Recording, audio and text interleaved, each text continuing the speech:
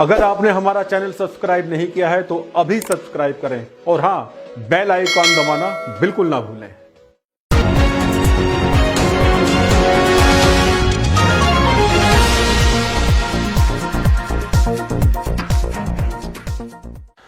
नमस्कार, मैं राज Kaushik VVIP news के इस नए एपिसोड में आपका स्वागत करता हूं।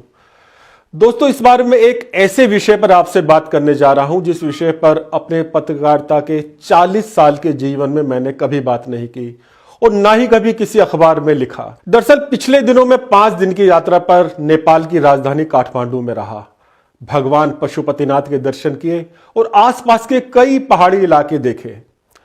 मैं लगभग 2.5 दशक यानी 25 साल बाद काठमांडू गया था।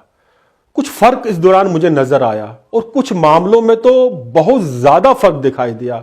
मित्रों, नेपाल का नाम जब हम सुनते हैं तो हमारे मन में भारतीय होने के नाते एक सहज भाव यह रहता है कि वो हमारा छोटा भाई है। इसके कई कारण हैं। एक तो नेपाल और भारत के बीच आने जाने में किसी तरह की कोई बाधा या कोई औपचारिकता नहीं है। भारत से कोई भी व्यक्ति नेपाल जा सकता है और नेपाल का कोई भी व्यक्ति भारत आ सकता है। सिर्फ एक पहचान पत्र की जरूरत होती है। दूसरे, हमारी संस्कृति मिलती जुलती है। हमारी सनातनी परंपरा एक है और हमारी देवी देवता भी एक है। इसलिए नेपाल बिल्कुल अपने जैसा ही लगता है। कुछ चीजें जो मैंने वहां देखी और सुनी, उनके कारण मन में उन नेपाली लोगों के बारे में विचार आते रहे जो नेपाल में अपना घर बार छोड़कर इधर भारत में नौकरी कर रहे हैं। हम लोग आमतौर पर इन्हें बहादुर के संबोधन से पुकारते हैं। हालांकि इनके नाम होते हैं, लेकिन हम इन्हें बहादुर के नाम से ही पुकारते हैं और जानते हैं, और उनको इसमें कोई बुराई भी नजर नहीं आती। आप चाहे गाजियाबाद में रहते हो, हापुड़ में, नोएडा, दिल्ली, मेरठ या भारत के किसी भी हिस्से में रहते हो, आपको अपने आसपास ऐसे नेपाली लोग नजर आ ही जाएंगे।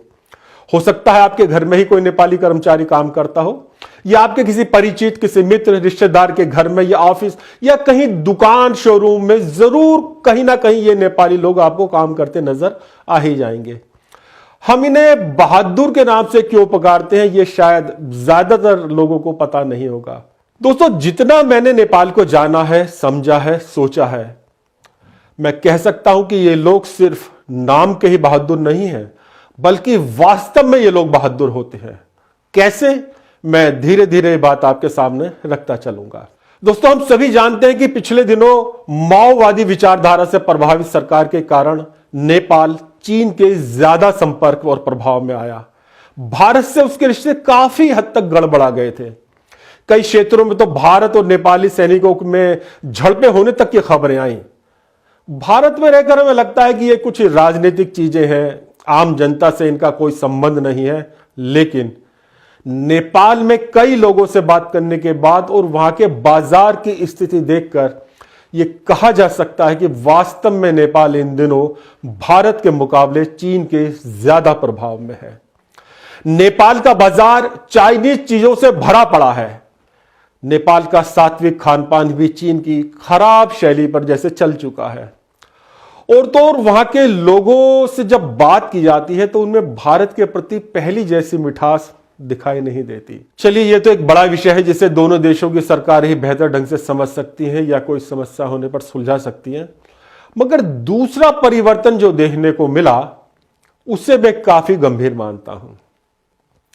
नेपाल, जिसे दुनिया का एकमात्र हिंदू राष्ट्र कहा जाता है, जहां के लोग जाहिर है धार्मिक प्रवृत्ति के हैं, वहां पर बैंकॉक से भी आगे की संस्कृति या कहूं कि कुसंस्कृति का नजर आना वास्तव में चिंताजनक है। मित्रों, 5 दिन के दौरे के अंतिम दिन हम लोग काठमांडू के थमेल इलाके में स्थित 5 सितारा होटल अलाफ्ट में ठहरे थे। रात 9:30 बजे नेपाल का लोकल खाना खाने के लिए हम होटल से बाहर आए। तब तक बाहर के लगभग सभी छोटे मोटे रेस्टोरेंट बंद हो चुके थे। ये बताया गया कि कोरोना के बाद 9 बजे तक सभी रेस्टोरेंट बंद हो जाते हैं। कुछ लोगों ने बताया कि करीब 500 मीटर आगे कोई ना कोई रेस्टोरेंट खुला मिल जाएगा। होटल वाली गली से निकलकर हम मेन रोड पर आ गए। वहां मैंने देखा कि बंद दुकानों और शोरूम के बाहर बहुत सी युवतियां स्टील के थर्मसों में गरम गरम चाय बेच रही थी। किसी महिला के साथ कोई पुरुष भी था और किसी युवती के साथ कोई बुजुर्ग महिला भी थी। शाम को होटल आते हुए भी इन महिलाओं को देखा था। ये महिलाएं शाम से लेकर देर रात तक थर्मसों में गर्म चाय बेचकर अपने परिवार का लालन पालन करती हैं। चूंकि हमें खाना था इसलिए चाय नहीं पी। मेन रोड से लेफ्ट होने के बाद पुलिस की एक गाड़ी खड़ी नजर आई जिसकी लाल नीली बत्ती जल रही थी, जैसे कि हमारे यहाँ हिंदुस्तान में भी जलती रहती हैं। देखकर लगा कि नेपाल की राजधानी काठमांडू में रात के समय सुरक्षा का अच्छा इंतजाम है। लेकिन कुछ कदम चलने के बाद ही देखते हैं कि कई तरफ से कुछ युवक हमारी तरफ जैसे लपके। लगा कुछ गड़बड़ है, लेकिन कुछ देर में स्पष्ट हो गया कि वो बदमाश नहीं थे बल्कि अलग ही तरह के युवक थे। वो सड़क के दोनों ओर बनी बिल्डिंगों की तरफ इशारा करके बताने लगे कि हमारे क्लब में चलिए, वहां अच्छी अच्छी लड़कियां हैं। काठमांडू को जितना मैं समझता रहा हूं और जानता रहा हूं उसके हिसाब से मेरे लिए ये एकदम नई बात थी। मेरे अंदर का पत्रकार भी स्वाभाविक तौर पर जागा। कुछ देर उन युवकों से बातचीत करने पर पता लगा कि इन तमाम बिल्डिंग्स में कुछ और ही काम हो रहे हैं। बिल्डिंग्स के बाहर पुलिस खड़ी है, लेकिन अंदर वो काम हो रहे हैं जिन्हें अनैतिक, अमर्यादित और गैर कानूनी कहा जाता है। उनके एजेंट या दलाल सड़कों पर खुले आम ऑफर दे रहे थे। बातचीत में युवकों ने बताया कि कई देशों की लड़कियां वहां उपलब्ध हैं, लेकिन ज्यादा संख्या में नेपाली ही हैं। 8 से 10 हजार नेपाली रुपयों में यानी 6-7 हजार इंडियन करेंसी में वो लड़कियां उपलब्ध होने की बात भी उन्होंने बताई। उनकी बात सुनते सुनते हम थोड़ा आगे बढ़े। एक बिल्डिंग में पहली मंजिल पर एक रेस्टोरेंट खुला मिला जहां जाकर हम लोगों ने खाना खाया। वहां भी कई लड़कियां काम कर रही थी, लेकिन वो सब अपने काम से ही मतलब रखे हुए थी। करीब 500 मीटर की इस यात्रा में नेपाली युवतियों की 3 दुनिया देखने को मिल गई। एक दुनिया वो जिसमें युवतियां थर्मस में चाय बेचने जैसा शराफत भरा मेहनत का काम कर रही थी। दूसरी दुनिया वो जिसमें युवतियां रेस्टोरेंट में काम कर रही थी, जहां हुक्का बार और ड्रिंक्स जैसी चीजें भी सब उपलब्ध थी, लेकिन वो अपने काम से ही काम रखे हुए थी। और तीसरी दुनिया वो जहां युवतियां जिसमें फरोशी जैसा अनैतिक, गैर कानूनी काम कर रही थी। वो लड़कियां अपनी मर्जी से इस पेशे में हैं या मजबूरी से हैं, ये तो वही जानते हैं, लेकिन ये सच है कि ये काम खुलेआम पुलिस की मौजूदगी में चल रहा है। महिलाओं की तस्करी के खिलाफ काम कर रही एक संस्था AATWIN की कार्यकारी निदेशक बेनू माया गुरंग का एक बयान मैंने पढ़ा, जिसमें उन्होंने कहा है कि एंटरटेनमेंट सेक्टर, क्लब और डांस बार के बहाने सेक्स टूरिज्म कराया जा रहा है और इस मामले में नेपाल कुख्यात थाईलैंड से भी आगे निकल गया है। दोस्तों, संयुक्त राष्ट्र की एक रिपोर्ट के मुताबिक सेक्स वर्कर्स की संख्या के मामले में नेपाल थाईलैंड से भी आगे है। वर्ष 2020 में थाईलैंड में करीब 43,000 सेक्स वर्कर्स काम कर रही थी, जबकि नेपाल में करीब 67,000 युवतियां इस काम में सक्रिय थीं। रिपोर्ट के मुताबिक इस धंधे के दलाल नाबालिग लड़कियां तक उपलब्ध कराने का वादा करते हैं। एक कड़वी सच्चाई यह है कि शारीरिक शोषण के लिए कम उम्र की नेपाली लड़कियों की मांग दुनिया के कई देशों में है और इसका सबसे दुर्भाग्यपूर्ण पहलू यह भी है कि इस शर्मनाक कारोबार का मुख्य रास्ता भारत से होकर गुजरता है। भारत से होकर कैसे गुजरता है यह समझना कोई बहुत ज्यादा मुश्किल नहीं है। भारत के साथ नेपाल 1751 किलोमीटर का बॉर्डर शेयर करता है और भारत के 5 राज्य उत्तराखंड, उत्तर प्रदेश, बिहार, पश्चिम बंगाल, सिक्किम नेपाल सीमा से लगे हुए हैं। नेपाल के कुल 75 जिलों में से 23 जिले भारत की सीमा में लगते हैं और दोनों देशों में इधर से इधर आने में कोई रोक टोक नहीं है, जैसा कि मैंने पहले भी आपको बताया है। मित्रों, मैं ये भी बता चुका हूं कि नेपाल को लेकर छोटे भाई जैसी फीलिंग रहती है, इसलिए वहां की हर अच्छाई और बुराई से भारत के लोगों का जुड़ाव स्वाभाविक है। भारत कदम कदम पर नेपाल के साथ खड़ा रहता है। कोरोना से निपटने के लिए भारत ने नेपाल को लगभग 23 टन जरूरी दवाएं भेजी थी। अप्रैल 2015 में नेपाल में भीषण भूकंप आया था। उस भूकंप में 9,000 लोगों की जान गई और 8,000 से ज्यादा घर तबाह हुए। भारत ने भूकंप की सूचना के कुछ ही घंटों के भीतर 16 NDRF की टीम, 38 एयरफोर्स जहाजों के माध्यम से 571 टन सामग्री सहित वहां भेजी थी। भारत ने नेपाल को 233 करोड़ रुपए दिए ताकि वो भूकंप से तबाह हुए घरों को फिर से बनवा सके। नेपाल को 2015 के बाद अब तक भारत कुल 281 करोड़ रुपए की मदद कर चुका है। भारत सरकार की 2019 की एक रिपोर्ट के मुताबिक भारत नेपाल को 752 एम्बुलेंस और 148 स्कूल बस गिफ्ट कर चुका है। इसके साथ ही भारत ने नेपाल को इंफ्रास्ट्रक्चर डेवलपमेंट के लिए 2006-2007 में 750 करोड़ रुपए और 2011-12 में 1800 करोड़ और 2013-14 में 7,500 करोड़ रुपए की मदद की थी। भारत के बजट में हर साल नेपाल को दी जाने वाली मदद की धनराशि भी आवंटित होती है। साल 2019-20 के बजट में नेपाल को 1200 करोड़ रुपए की राशि रखी गई थी। अब मैं आपको बताना चाहता हूं कि भारत में रह रहे बहादुरों को मैं वास्तव में बहादुर क्यों कह रहा हूं। दोस्तों, इसकी एक बड़ी वजह यह है कि ये लोग नेपाल में रहकर किसी गलत काम को करके पैसा कमाने के बजाय भारत में आकर ईमानदारी और मेहनत से पैसा कमाने के रास्ते पर चल रहे हैं। अपना घर बार छोड़कर ये हम भारतीयों की सेवा कर रहे हैं, इसलिए वास्तव में ये बहादुर है। जिस तरह से नेपाल के युवक दलाल बनकर या एजेंट बनकर पैसा कमा रहे हैं, ऐसे शॉर्टकट इनके सामने भी वहां पर उपलब्ध है, लेकिन उन्हें ना अपनाकर ये बहादुर मेहनत का काम करने के लिए अपना घर बार परिवार छोड़े बैठे हैं। इसीलिए ये सम्मान के योग्य हैं। और एक कारण से मैं इन्हें बहादुर मानता हूं, नेपाल की सरकार ने अपने नागरिकों को दुनिया के 170 देशों में रहने और काम करने की अनुमति दे रखी है।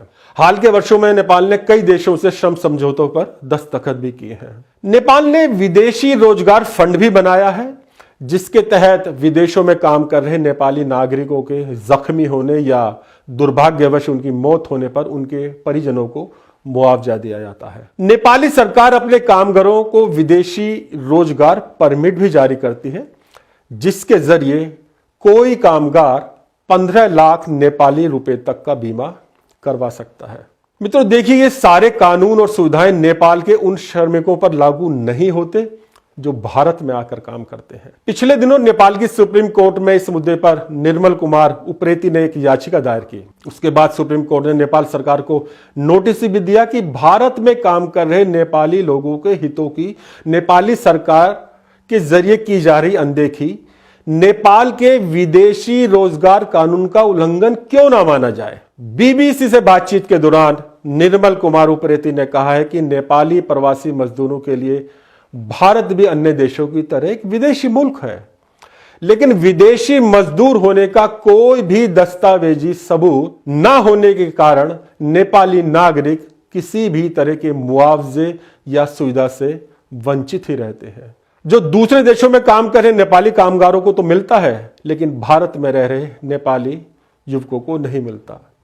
अब आप खुद सोचिए कि भारत में रह रहे इन बहादुरों को वास्तव में बहादुर क्यों ना कहा जाए, जो बिना किसी पंजीकरण के, बिना किसी सरकारी सुविधाओं के, यहां तक कि 15 लाख रुपए के बीमे के बिना ही भारत में रहकर मेहनत और ईमानदारी से काम कर रहे हैं। भारत में रहकर काम करने वाले इन बहादुरों की संख्या कम नहीं है। नेपाल की कुल आबादी लगभग 3 करोड़ है, जिसमें से करीब 20% लोग यानी 60 लाख लोग भारत में रहकर काम कर रहे हैं। इसके साथ ही भारतीय सेना में भी नेपाल के लोगों की भर्ती होती है। वर्तमान में 32,000 गोरखा सैनिक भारतीय सेना में तैनात हैं और करीब 3,000 करोड़ रुपए पेंशन के तौर पर हर साल करीब 1.25 लाख पूर्व गोरखा सैनिकों को दिया जा रहा है। ब्रिटिश शासन काल में इन गोरखों की बहादुरी के कारण ही इनको बहादुर कहा जाने लगा था, जो अब नेपाल से आए प्रत्येक व्यक्ति का संबोधन हो गया है। भारत में रहकर काम कर रहे इन बहादुरों ने पिछले साल भारत से 12,000 करोड़ रुपए नेपाल भेजे थे, जो नेपाल में किसी भी देश से आने वाली सबसे ज्यादा रकम है। इन बहादुरों के कारण ही सदियों से नेपाल के साथ भारत का भौगोलिक, ऐतिहासिक, सांस्कृतिक और आर्थिक संबंध बना हुआ है। भारत सरकार हर साल लगभग 3,000 नेपाली छात्रों को स्कॉलरशिप भी देती है। इसके साथ ही भारत के संस्थानों में भारी संख्या में नेपाली लोग पढ़ते हैं। एक रिपोर्ट के मुताबिक विदेश से आने वाले छात्रों में 26% नेपाली छात्र होते हैं। भारत सरकार की 2019 की एक रिपोर्ट के मुताबिक नेपाल में भारत के करीब 6 लाख लोग रहते हैं। इनमें से ज्यादातर लोग बिजनेस के लिए नेपाल जाते हैं। सीमा से सटे इलाकों के कई ऐसे लोग हैं जो रहते तो भारत में हैं, लेकिन उनकी जीविका नेपाल से चलती है। भारत की कई प्राइवेट और सरकारी कंपनियां भी नेपाल में काम करती हैं। एक रिपोर्ट के मुताबिक नेपाल के एफडीआई में 30% हिस्सा भारत से आता है। भारत अपने 6 पड़ोसी देश चीन, पाकिस्तान, नेपाल, बांग्लादेश, भूटान और अफगानिस्तान के साथ कुल 90,000 करोड़ रुपए का सीमा व्यापार करता है। भारत जिन 6 पड़ोसी देशों से व्यापार करता है उनमें नेपाल टॉप पर है। नेपाल के साथ भारत करीब 51,000 करोड़ का सीमा व्यापार करता है। इसमें भारत नेपाल को 48,000 करोड़ रुपए का निर्यात करता है, जबकि भारत नेपाल से 3,000 करोड़ रुपए का माल आयात करता है। इन आंकड़ों से आसानी से समझा जा सकता है कि भारत और नेपाल के रिश्ते कितने घनिष्ठ हैं। जितने भारतीय नेपाल में रहते हैं, यानी 6 लाख से 10 गुना ज्यादा नेपाली भारत में रहते हैं, जो एक तरह से भारत का हिस्सा बन चुके हैं। इन लोगों ने चीन या किसी अन्य देश के बजाय भारत को अपना कर्म क्षेत्र चुना है। इन लोगों के कारण ही सनातनी संस्कृति का विकास भी भारत में हो रहा है। ये लोग ईमानदारी और मेहनत से अपने काम को अंजाम दे रहे हैं। इन्होंने कमाई का कोई शॉर्टकट नहीं चुना है। इसलिए ये सभी 60 लाख बहादुर वास्तव में बहादुर कहलाने के हकदार हैं। हमारा दायित्व बनता है कि हम सब इनका सम्मान करें, इनको आदर दें और इनके साथ अपनत्व का भाव रखें। नेपाली मूल के इन लोगों ने कई क्षेत्रों में भारत का सम्मान बढ़ाया है। भारतीय हॉकी टीम के कप्तान रहे भरत नेपाली ही हैं। भारत के संसद भवन में जिन स्वतंत्रता सेनानी दुर्गा मल्ल की प्रतिमा लगी है, मित्रों, वो भी नेपाली ही थे। जब दुर्गा मल्ल भारतीय फौज में थे, तब उन्होंने देशभक्ति का गीत कदम कदम बढ़ाए जा की रचना की थी। एक और महान स्वतंत्रता सेनानी कप्तान राम सिंह ठाकुर भी नेपाली हैं, जिन्होंने हमारे राष्ट्रगान जन गण मन का संगीत संस्करण तैयार किया। ये बहुत लोकप्रिय हुआ। भारतीय सिनेमा की सफल हीरोइनों में शुमार मनीषा कोइराला के बारे में तो बहुत लोग जानते हैं कि वो नेपाली हैं, मगर कम ही लोगों को पता है कि बीते समय की सुप्रसिद्ध हीरोइन माला सिन्हा भी नेपाली हैं। हमारी सैकड़ों फिल्मों के गीत गाने वाली सुषमा श्रेष्ठ भी नेपाल की हैं।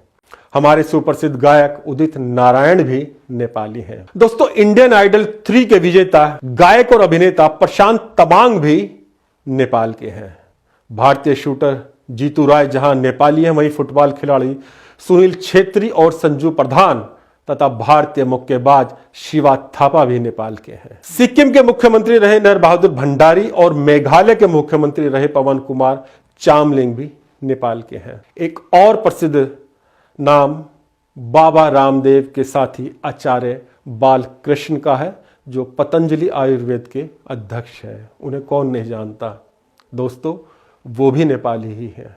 तो इस एपिसोड में इतना ही। मिलते हैं अगले एपिसोड में किसी नए विषय के साथ।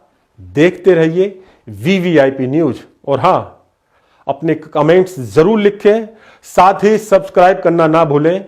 VVIP news. नमस्कार।